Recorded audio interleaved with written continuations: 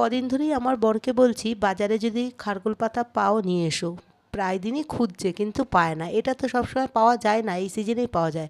আজ পেয়েছে, আজ পেয়েই বাড়িতে নিয়ে এসে 2 আঁটি আমি সিদ্ধ করে নিলাম। তারপরে রসুন আর কাঁচা লঙ্কা দিয়ে শিলে বাটলাম। শিলে বাটারই আমি চেষ্টা করি, কেননা শিলে বাটলে একটু স্বাদ আলাদা হয় খেতে।